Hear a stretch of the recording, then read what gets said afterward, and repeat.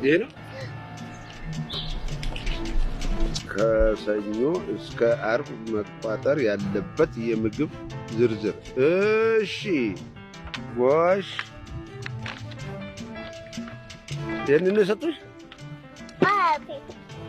ሰኞ ቁርስ እንጀራ ፍርፍር፣ ምሳ ምስር ወጥ።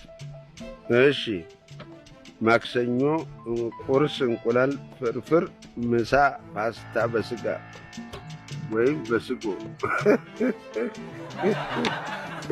የጻፉልኝ ሮብ ቁርስ እንጀራ ፍርፍር፣ ምሳ ድንች። መድኃኔዓለም ስጋት ይልቀቅባቸው። ሐሙስ ቁርስ ፓስታ፣ ምሳ ማካሮኒ።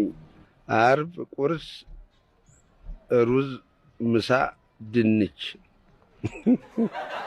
አይ ለተቀማጭ ሰማዩ ቅርብ ነው አሉ። ይሄን ሰጡሽ? ይሄንን ሰጡኝ። ይሄን ብቻውን? እንዴት ያሉ ድፍርፍር ያሉ ደፋሮች ናቸው አንቺ። እንዴት አያቴ?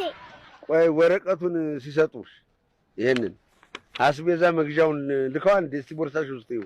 አያቴ እየቀለድክ ነው? ምን እቀልዳለሁ? ቀልደኞቹማ እነሱ ናቸው።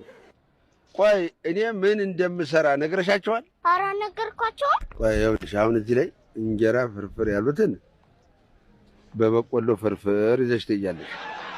ቆይ እንደውም ደስ ያለኝ የትኛው ነው? ሐሙስሽ የማን ነው ስሙ? የማክሰኞሽ ጥብስ ነው ያሉት አይደለም? አንጀታቸውን ጥብስ ሲያርገውና መድኃኔዓለም ያው ተበቆሎ ጥብሱ ጎን ለምሳ ቀቀሉን ደግሞ አደርግልሻለሁ። መክፈል ካልቻልክ ለምን እዛ ትምህርት ቤት አስመዘገብከኝ? ምን እኔ ያስመዘግብሻለሁ? ይሄ ጦስ የሆነ አባትሽ እሱን ያስመዘገበው። እኔማ ብሆን ኖሮ እኔማ እዛውን ቦታ ነበር የማስመዘግብሽ። እንዲህ ነችና በኑሮ ውድነት አንሞት ስንል እንደዚህ ድንገቴ እየጻፉ በደም ግፊት ሊፈጁን ነው እንዴ?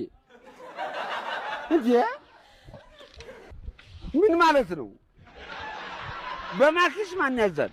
እናስቆጥርልኝ። ማን ነው ይሄንን ፓስታ በስጎ የሚባል ነገር ታየሁት? ያው ጦር ውስጥ እያለሁ የጦር ሜዳ ሲሄድ በስጎ ይሰጠን ነበር። ያኔ ነው ያየሁት። እንግዲህ ወደ ስንት 40 ምን ልበላችሁ ሲጠይቁኝ፣ አሁን ቆንጆ ያበሻን ሽሮሽን እንዴት አድርጎ አስበስጌ አመጣልሻለሁ። እሺ ራሱ ይሄ ሽሮ አይነት አለው። የጓያ አለ፣ የአተር አለ፣ የባቄላ አለ። እነሱን ለብቻ የተለያየ